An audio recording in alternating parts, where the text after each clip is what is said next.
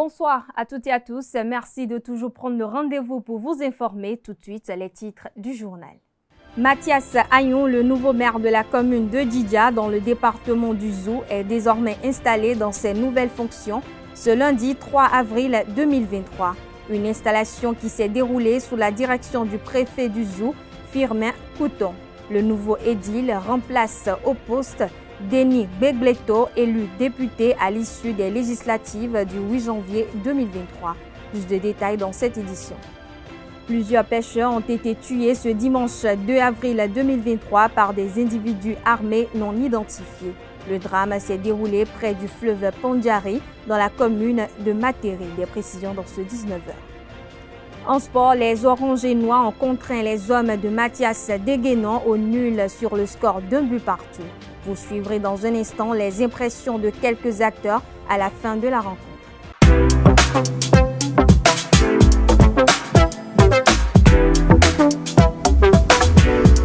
Moi, je suis à ESAE et toi?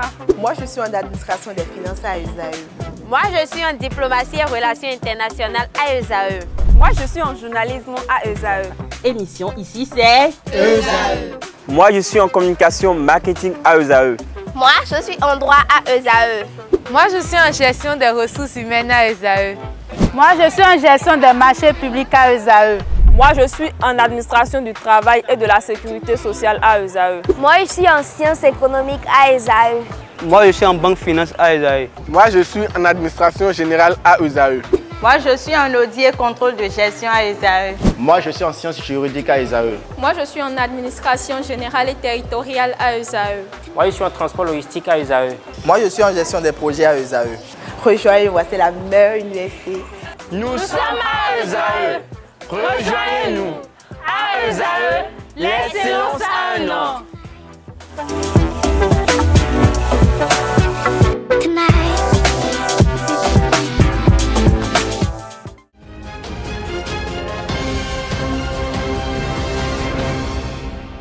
À nouveau, bonsoir, merci de nous préférer pour vous informer. Je l'annonçais au sommaire de cette édition, le nouveau maire de la commune de Djidja, dans le département du Zou, est désormais connu. Il s'agit de Mathias Agnon, installé dans sa nouvelle fonction ce lundi 3 avril 2023.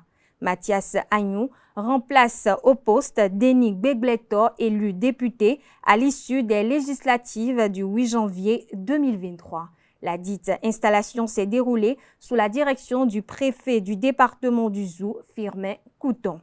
Étant majoritaire au conseil communal de la dite commune, le parti de la mouvance présidentielle Bloc républicain a désigné Mathias Agnon pour diriger la mairie de Djidja. Cette désignation fait suite à une première tentative qui a échoué le mardi 28 mars dernier par le préfet et boycottée par les conseillers communaux.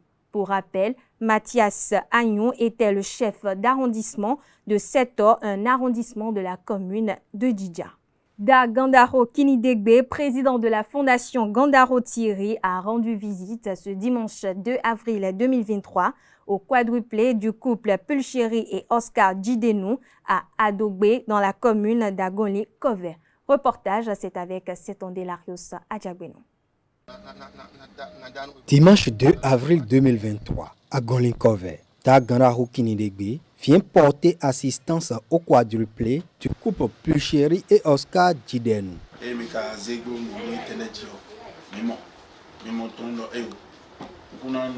En tant que fils de la région et de surcroît premier ministre du roi Afodien Nkonde de Naogon, je me dois de vous soutenir.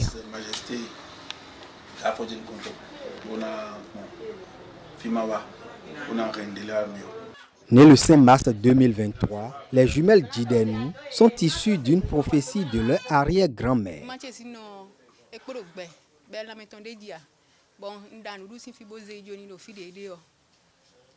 J'avais rendu visite à ma grand-mère maternelle alitée à l'époque. Elle m'a donné un pain qu'elle avait noué en déclarant que je serais mère de jumeaux après sa mort.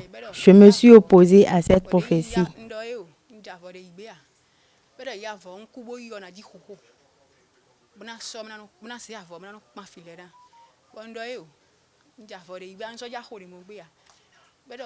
De là-haut, je vais veiller sur vous, m'a-t-elle rassurée. 1 an après son décès, jour pour jour et à la même heure, les jumelles sont nées.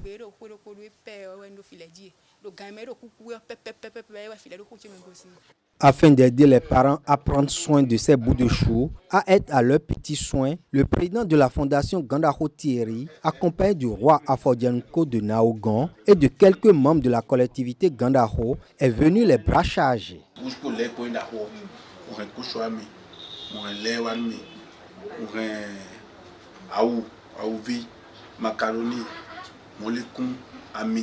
À ce stade, c'est l'achat des couches et du lait qui constitue les charges principales. Je vous les ai apportés en plus des vêtements pour bébés ainsi que des vies. Que Dieu vous protège et fortifie les enfants. Et dans la tradition, les jumeaux sont toujours reconnaissants avec bienfaiteurs.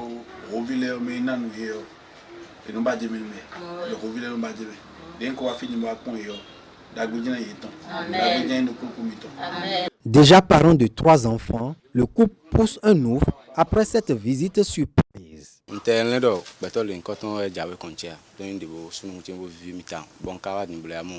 Je suis très heureux car je ne savais pas que c'était le grand frère Thierry Gandaro qui voulait me rendre visite. J'ai eu beaucoup d'échos de ses actions sociales. Je lui exprime ma gratitude et à toute sa suite.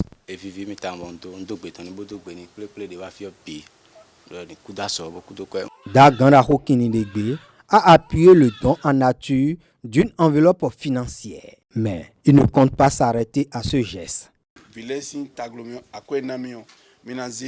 Vous allez utiliser cet argent pour satisfaire les besoins essentiels des jumelles. Je voudrais vous rassurer de ma disponibilité à tout moment.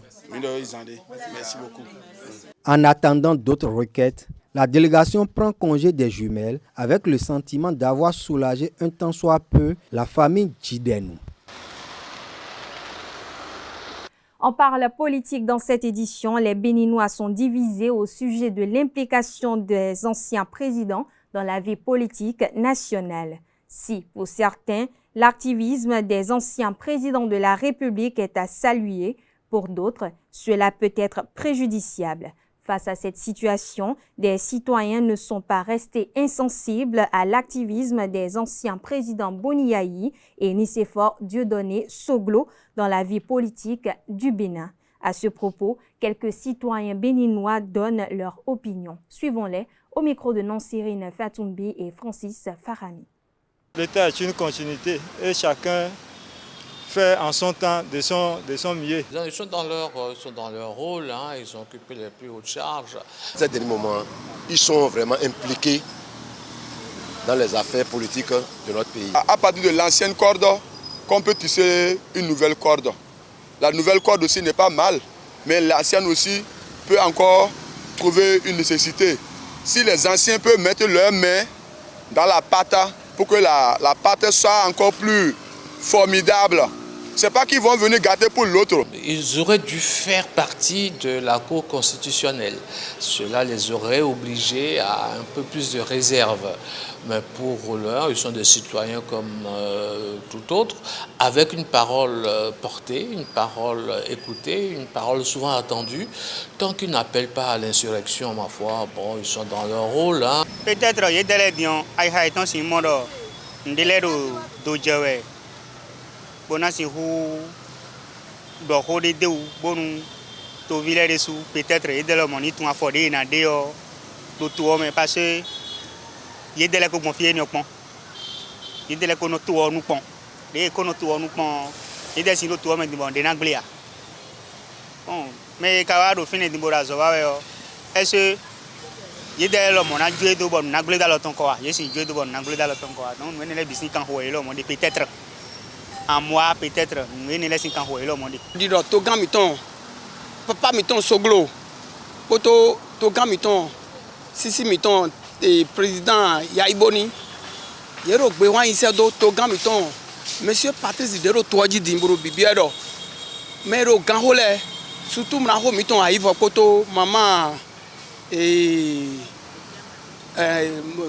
madukupo bo ero bibiero Nikon menelegon ndo kwa de bo ewo ni sokaye to gamiton papa Soglo mon bio. C'est pour le développement, pour arranger, pour construire comme on en voit dans d'autres pays. les deux présidents, anciens présidents et le nouveau président, ils s'asseyent ensemble, ils boivent, ils mangent. La gouvernance, ça peut se traiter, ça peut s'améliorer. On ne peut pas dire que c'est une seule personne qui peut tout faire, et qui peut mieux faire, et qui peut bien faire. Mais chaque personne qui vient, il peut bien contribuer, et mieux contribuer, comme celui-là qui est en train de faire. Il contribue bien, il contribue mieux. Changement bien me faire quoi. Faut me demander. Bon, le président de Waro Gandhi de Wutu. Azori wa de le gbonu azo ko de me de le wa wa. Yin ko yen ande a. Ngbo e. Kala di de ko yin to gan do to lo nu. Bon e do na do honu to gan iton gba iton. E wa zon bo ye ro ho mo don do e. Donc kala di de ye ro gba e. Wa ikun gban ji o. Bo e ma ko ju ikun gban lo do a. Bo ka yin ancien président et Donald Home président étant des retours dit bon to gam étant mla home étant passer talon donc yero bibio do madugu poto aiva ko sin côté donc il ko do ho yin ande a.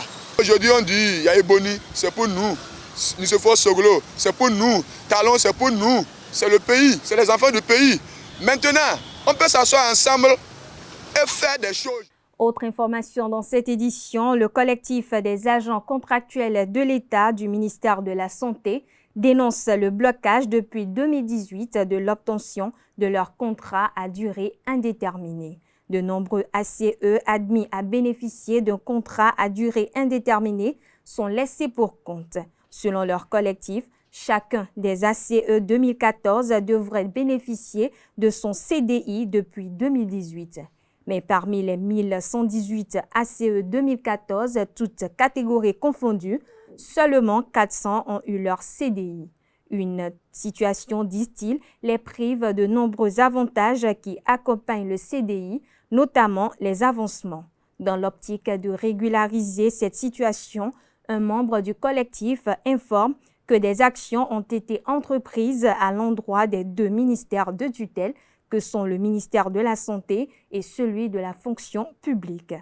Après plusieurs demandes d'audience ensuite adressées aux deux ministères concernés, ces derniers déplorent une certaine indifférence des autorités par rapport à leur situation. Le collectif en appelle au sens de responsabilité et de justice sociale des autorités pour décanter la situation. Le collège électoral de la communauté des ressortissants du Cameroun au Bénin, CCRB, était en assemblée générale explicative ce dimanche 2 avril 2023. L'assemblée de vérité s'est déroulée dans l'un des amphis de la faculté des sciences de la santé FSS de Cotonou. Reportage Quentin Amoussou. Suite à un ensemble de faits, il était nécessaire de vous revenir pour une AG explicative, très important.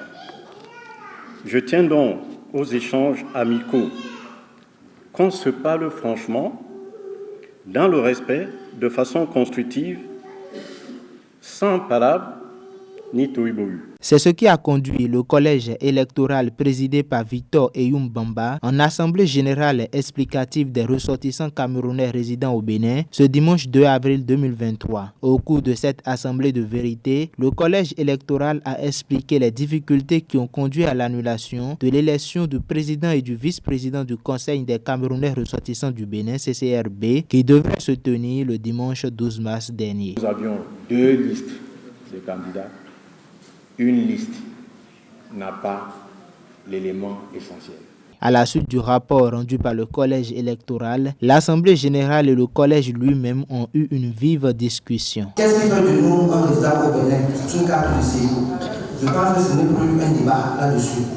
Dans un collège électoral, il y a ce qu'on appelle l'intimité du collège électoral. Même si vous n'êtes pas d'accord, vous devez assumer. Parce que vous êtes tous membres du collège électoral. Le collège électoral comporte en principe 9 personnes, il me semble. Et il y a 3 qui sont là. Ça veut dire que ceux qui sont là, comme quelqu'un l'a dit, c'est des courageux. Et les autres sont considérés comme policiers. Ces échanges ont conduit à des décisions pour la bonne reprise du processus électoral. Publication des candidatures retenues. Vendredi 14 avril 2023, La publication se fera dans les forats de la communauté camerounaise au Bénin et dans les différents sites où les listes d'inscription avaient été mises à disposition. Lancement officiel de la campagne, le lundi 17 avril 2023. Fin de la campagne électorale le samedi 29 avril 2023 à minuit exactement. Élection générale, dimanche 30 avril 2023. Résultat provisoire, dimanche 30 avril, c'est-à-dire les tendances, en prévision des éventuels recours. Résultat définitif, le jeudi 4 mai 2023. Les ressortissants du Cameroun au Bénin ressortent joyeux de cette Assemblée générale explicative qui vient résoudre divers problèmes. Les Camerounais se donnent rendez-vous du lundi 17 avril 2023 au samedi 29 avril 2023 pour les campagnes et au bureau de vote le dimanche 30 avril 2023 pour élire leurs représentants. Triste nouvelle pour les habitants de la commune de Materi. Plusieurs pêcheurs ont été tués ce dimanche 2 avril 2023 par des individus armés non identifiés. Le drame s'est passé près du fleuve Pandjari dans la commune de Materi, département de l'Atakoura. Selon une source, les pêcheurs seraient partis de leur maison tôt le matin quand ils ont été surpris par des individus armés sur le chemin du fleuve dans la localité de Tantega où ils allaient contrôler les filets déployés la veille. Mitraillés par les hommes armés qui ont aussitôt disparu après coup, plusieurs pêcheurs sans précision de chiffres sont décédés sur place. D'après quelques témoins, les pêcheurs tués seraient au nombre de 4. Peu avant cette tuerie, des individus armés ont soumis des pêcheurs à une flagellation et détruit leurs outils de travail. De Materi, rendons-nous à Pira, dans un arrondissement de la commune de Bonté, département des Collines, où a eu lieu dans la soirée du samedi 1er avril 2023 une tornade qui a décoiffé plusieurs habitations. Selon quelques sources, des centaines de maisons ont été envahies par un tourbillon de vent violent. Suite à ce drame, survenu le samedi dernier, le maire de la commune de Bonté, Komlan Fagbemon, a annoncé une descente dans l'arrondissement de Pira aux côtés des populations sinistrées. Cet événement malheureux rappelle celui survenu dans la nuit du 6 mars 2023 dans l'arrondissement d'Akpassi, toujours dans la commune de Bonté, où le vent a décoiffé 126 bâtiments. L'opération de contrôle des plaques d'immatriculation des engins à 2 roues, des tricycles et des quadricycles est prévue pour démarrer le samedi 25 mars dernier. Force est de constater que sur le terrain, la répression n'est pas encore effective. À ce sujet, une équipe de notre rédaction est allée à la rencontre des usagers du quartier Djiriko de Cotonou pour s'enquérir des raisons de la non-effectivité des répressions des motos non immatriculées. Des propos recueillis par Nansirine Fatumbe et Francis Farami. Il est 10 h ici au quartier Djiriko de Cotonou. Le balai des motos est ininterrompu, immatriculé ou non. Prévu pour démarrer le samedi 25 mars 2023, l'opération de contrôle des plaques d'immatriculation des engins à 2 roues, des tricycles et des quadricycles n'est pas encore une réalité. Du moins, c'est le constat fait par quelques usagers de ce quartier. On avait entendu parler de ça. Ils ont dit, mais ils ne l'ont pas fait. Ils voulaient lancer un contrôle général sur le territoire béninois. C'est la décision du gouvernement. Si ça arrive comme cela, qu'ils ne l'ont pas fait, c'est que ce n'est pas tolérance. Mais jusqu'à présent, on roule librement, on roule tranquillement, on roule paisiblement. Mais un homme prévenu en vaut plusieurs. Le lundi,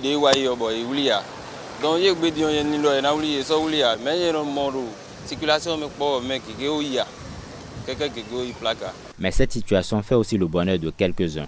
Même si certains se sont déjà conformés, d'autres restent encore à la traîne.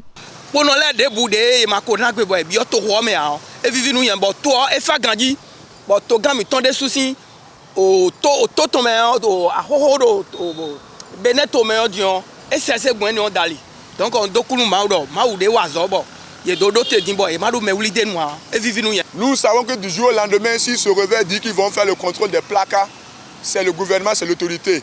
C'est leur travail. Mais peri minablo bon nous binanyo mi si gomablo a tan ouais prego tan ouais sinon mi ko po bu de ni mide no fidion nkoblo yen tori cherie bo enwe bo nzero sakme bona soudé cherie donc nkoblo dion je suis en paix, je n'ai pas un problème avec quelqu'un. Mais si je n'ai pas fait du jour qu'on va commencer à faire la réclamation des placards, je serai concerné, je vais commencer à avoir peur. Mais j'ai fait pour moi et je suis content. Donc ceux qui ont pu faire, ils seront encore contents.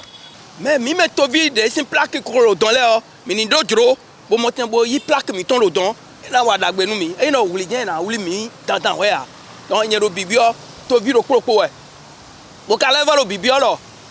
Ko de pa che nu plaque o le o, ni magbon komi le. Ni magmo combine là nous mais le clavier quand même mais le fide mais le gléré nous y a ni monter bon même bio même quoi mais la monter mo iblo plaque miton. Annoncé au travers d'un communiqué du ministre de l'Intérieur et de la Sécurité publique en date du 14 mars dernier, cette opération vise à renforcer la sécurité des biens et des personnes sur les routes. On parle sport à présent. Coton FC a étrillé Buffle 3-0 au terme d'un match à sens unique. Après le revers essuyé contre Dadje, la journée précédente, les cotonniers ont rebondi grâce à un doublé de Issa Razak Benin et une réalisation de Uche Henry. Retour sur les moments forts de la rencontre et le débriefing des deux entraîneurs avec Seton Delarios Adjagbeno.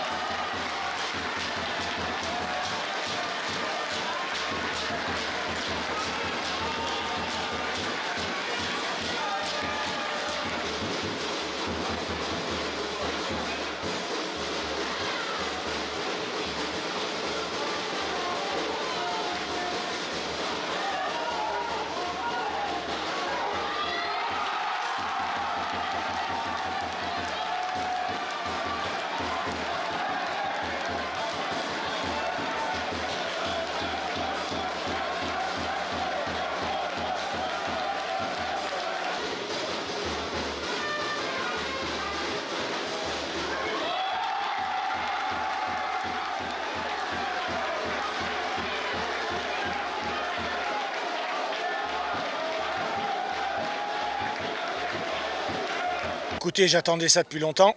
Bon, on a gagné 3-0. Moi, mais vous savez, comme je vous l'ai dit dans d'autres matchs, même quand on gagnait 1-0 ou 2-1 et qu'on souffrait un petit peu, je pense que là, dans la fin de match, on doit encore être beaucoup plus efficace. Il y a eu beaucoup trop de déchets. Et donc, naturellement, je suis satisfait de la victoire. De la manière, parce qu'il y a eu des beaux buts aussi de marquer.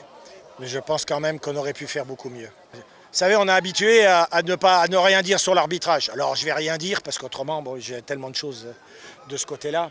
Mais je pense qu'à un moment donné, quand il y a un joueur qui est blessé sur le terrain et qu'on est en train de faire une contre-attaque et qu'il arrête notre contre-attaque et que 2 minutes après, c'est dans l'autre sens et que là, il n'arrête pas et qu'on a failli prendre un but. Donc, je me dis qu'il faut faire quelque chose. Bon, passons.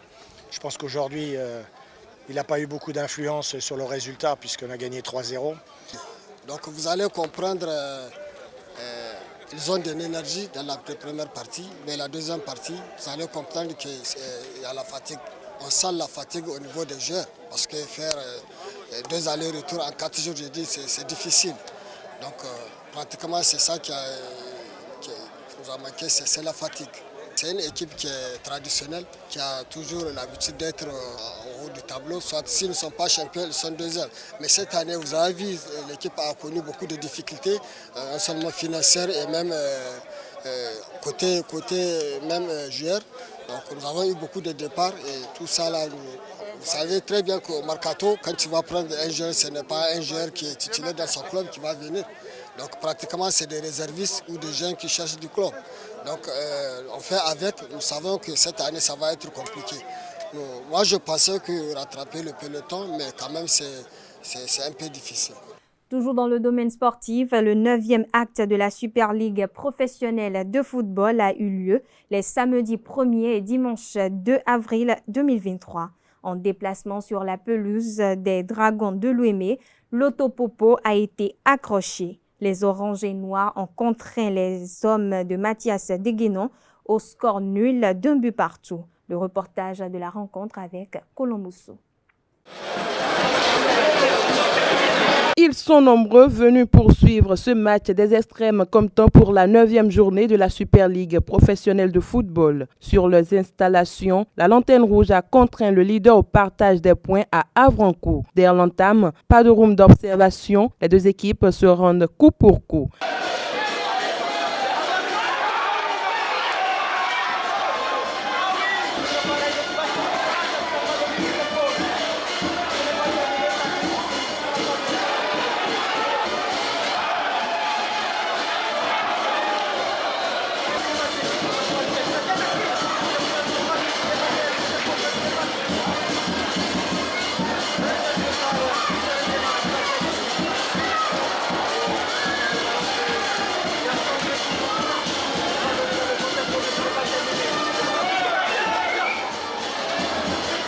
La chance va finalement sourire aux locaux à la 42e minute. Suite à un coup franc bien placé, Christian Cochoni offre l'avantage aux siens.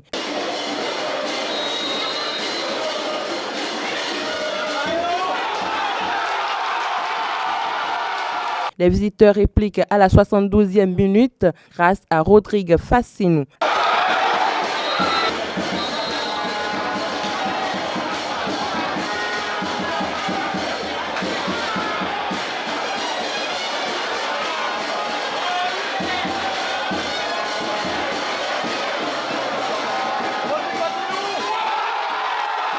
À égalité, les deux formations tentent dans les dernières minutes de prendre l'avantage, mais les assauts répétés ne fleurissent guère jusqu'à la fin de la partie. À la fin de la partie, Colombe Oussou a recueilli l'avis de quelques acteurs. Suivons ensemble. Toujours une grande déception parce qu'on marque en premier, après on se fait rattraper et c'est la répétition, ce qui fait qu'on est à une place qu'on ne mérite pas. Mais bon, le football reste le football. On a essayé de travailler, le coach nous a donné des instructions par rapport à ça. Mais vous voyez, on encaisse un coup de pied arrêté anodin. Bon, ça reste le football, hein, quand le but est là, on ne peut pas l'arrêter. On n'est pas sur nos installations, on n'a pas nos supporters en masse comme il le faut. On n'a pas nos supporters pour nous pousser véritablement. Et c'est dommage, il y a d'autres matchs qu'on a joués. Aujourd'hui, c'est même bien parce que j'ai vu qu'il y avait quand même des spectateurs qui nous ont supportés aujourd'hui, mais les dernières fois, ils supportaient carrément l'équipe adverse. Donc aujourd'hui, ça fait plaisir au moins qu'ils aient pu quand même nous supporter. Le coach nous a donné le moral que le match n'est pas encore terminé, seulement que c'est la première partie qui n'a pas du tout marché, parce qu'ils ont trouvé un coup de pied arrêté et ils nous ont scoré. Et nous, on a pu parler entre nous, les amis, et la deuxième partie, on s'est donné une confiance qu'on doit remonter le score. Et c'est ça qui s'est passé en deuxième partie aussi. Et nous-mêmes, on a trouvé un coup de pied arrêté et on a marqué. Et finalement, on a fini par un but partout. Le fait de préciser que les Dragons sont l'antenne rouge, comme pour dire qu'on a fait une contre-performance. C'est vrai, les Dragons sont l'antenne rouge, mais je pense que leur position ne reflète pas vraiment le talent de l'équipe. Et vous le savez très bien. Même si nous sommes déçus, parce que forcément, quand vous êtes premier et que vous sortez, quel que soit le niveau de l'adversaire ou la position de l'adversaire, vous avez envie de gagner. Et vu nos ambitions, je pense que si on veut les atteindre, il va falloir gagner le maximum de points à l'extérieur. En plus de ça, vous savez qu'on a fait un match nul à domicile, donc on avait à cœur de se rattraper et d'avoir la victoire. Malheureusement, ça n'a pas été possible, parce que voilà, il y avait une très belle équipe des Dragons, et je le répète, que les Dragons soient 16e, c'est une anomalie, et vous le savez très bien, parce que l'équipe joue très bien, ils ont un très bon niveau. Donc voilà, je trouve que le résultat est logique. Ils ont gagné la première partie, nous la deuxième. Je pense au niveau en qualité, hein, et aussi au niveau du score, donc le résultat est logique. C'est une équipe avec beaucoup d'expérience. Dans chaque ligne, les gardiens de but, on connaît voilà, son passé. Jamal Fazassi, c'est peut-être ma promotion. Christian Cochoni, pareil. Donc quand vous avez des joueurs d'expérience avec certains jeunes, Sigil Aloya qui sort d'une Coupe d'Afrique des Nations U20, ça donne quelque chose quand même de cohérent, même si je le répète au niveau des résultats, c'est pas encore ça vu qu'ils n'ont pas gagné. Donc je trouve, je le répète, hein, on a fait un match nul logique, on est forcément légèrement déçus quand même. C'est un match qui est qui est un peu satisfaisant parce qu'on a vu les consignes appliquées et respectées. Et, sauf qu'en deuxième partie, avec le coup de fatigue, on n'a pas eu de pièces de rechange. On était à 15 sur le banc. Il y a des postes qui n'existaient pas en doublure sur le terrain.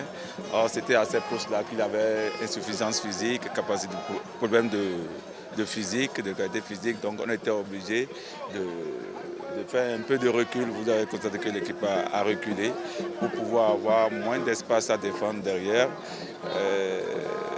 Bon, ce qu'on a pu, on a pu le faire parce qu'il faut reconnaître aussi que l'effectif est diminué considérablement. Il y a eu beaucoup de blessés. Et toute la centrale, ceux qui ont joué la centrale aujourd'hui ne sont pas à leur poste réel, c'est leur second poste qu'on a essayé d'utiliser. Et au milieu, on a essayé d'utiliser les doublures pour pouvoir renforcer un tout petit peu l'équipe. Forcément, les doublures étant arrivés. Et n'ayant pas l'habitude de jouer 90 minutes plein, donc ça a un peu joué sur la fatigue vers la fin. Moussa Figo vient effectivement de blessure. On l'avait essayé sur les 2 matchs précédents. Il a joué 15 minutes pour qu'on puisse voir son état physique. Mais aujourd'hui, vu l'effectif que nous avons, forcément, il faudrait qu'il commence en tant que blessé en train de revenir pour voir si ça doit venir encore, de pouvoir le remplacer. Si lui, en tant que blessé, il vient remplacer, ce n'est pas très bien, le faire ressortir encore. Donc, c'est cette procédure que nous avons utilisée. Mais on a constaté qu'il n'a pas pu tenir, il a commencé par ressentir encore les mots, donc tout de suite, pour ne pas le perdre complètement. Et on pourrait encore le récupérer, hein. Dans 2 semaines, on pourrait encore le récupérer. Donc c'est pour ça que tout de suite, très tôt, avant qu'il y ait l'étirement au marcy de ces muscles-là, l'élongation ne doit pas être prononcée. Donc voilà pourquoi tout de suite, on l'a fait sortir. Et je suis toujours persuadé pour dire, et avec une victoire pour déclencher le compteur maintenant, je pense que le moral reviendra en bloc au niveau de l'équipe. Et je pense que les supporters qui sont déçus, qui doutent encore un peu, pouvaient revenir et puis tout va aller au mieux. Voilà, chers internautes, ainsi prend fin cette édition. Merci de l'avoir suivi. À très bientôt pour le même plaisir.